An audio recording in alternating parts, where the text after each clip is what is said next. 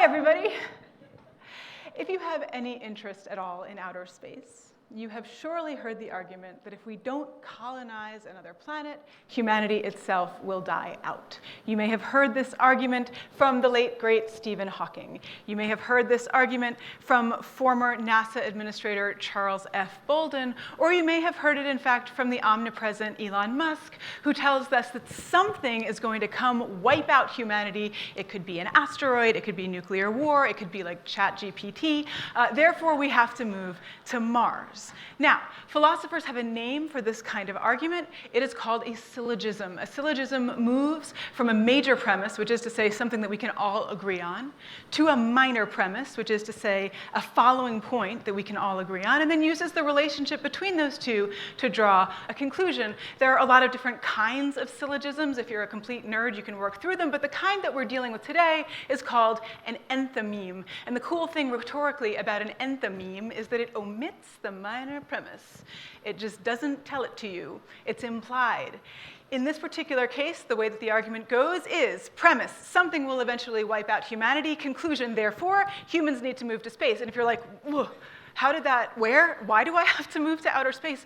The reason is there's a missing minor premise in there that just gets sort of sneaked in and implied, and that is, you can't read it, that humanity should not be wiped out. That is the implied minor premise, that it would be bad for humanity to be wiped out. It's that that allows us to say, well, therefore, we got to go somewhere else, and we got to go to space. Now, if the philosopher in question is Elon Musk, he will tell us not only do we have to move to space, but we have to move to Mars. That should be a little X over space.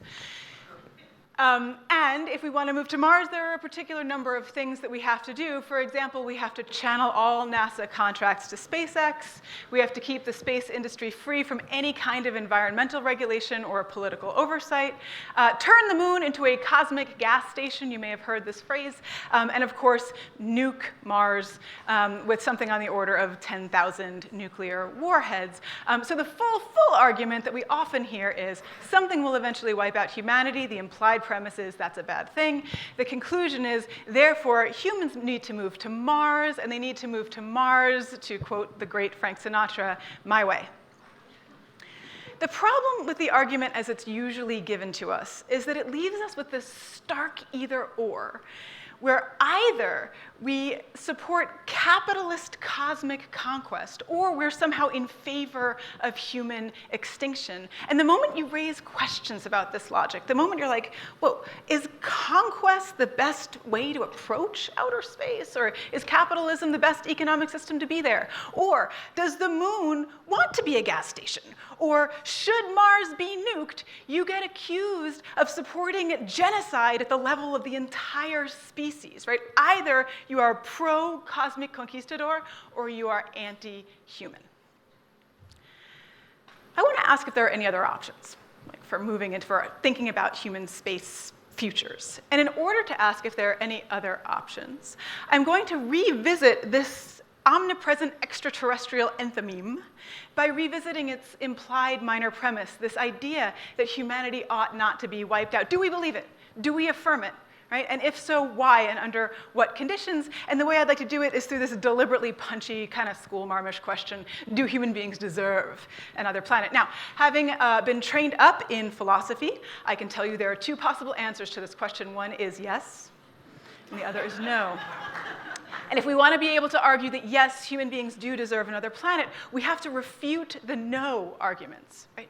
Seems to me there are two major no arguments, two major ways to argue that human beings do not deserve another planet.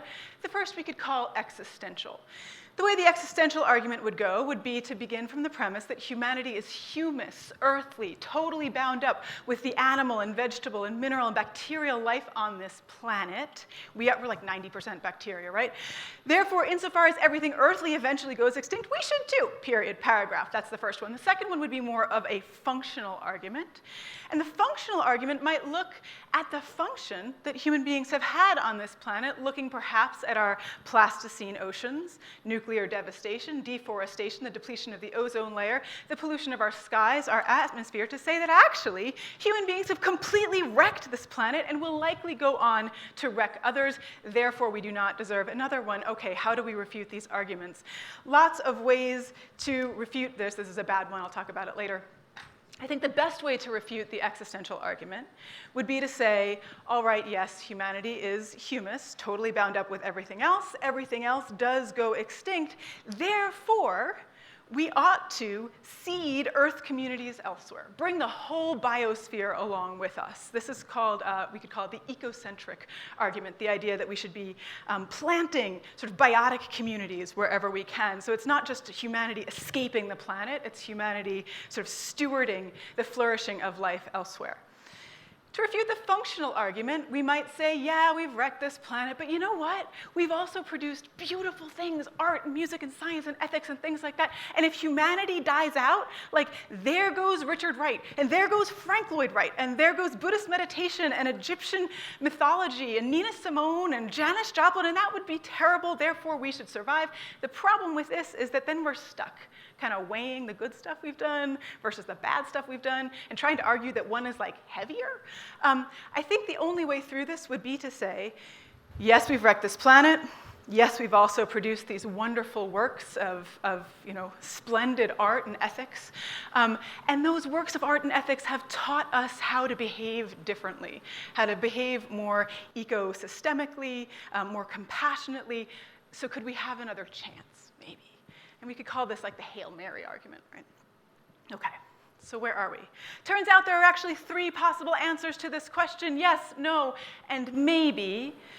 And that the maybe depends, in either the ecocentric case or the Hail Mary argument, on humanity's doing something differently, doing things differently, both on Earth and in outer space, which is to say, holistically, ecosystemically. So I would suggest that the best form of this argument is something will eventually wipe out humanity. Humanity shouldn't be wiped out in light of its beautiful creations. Therefore, humans need to approach both Earth and space holistically, compassionately, scientifically, ecosystemically, and ethically, which is to say, in line with the teachings of the people who make humanity worth saving in the first place. Those people who teach us not so much how the universe might belong to us, but how we might belong to the universe. Thank you.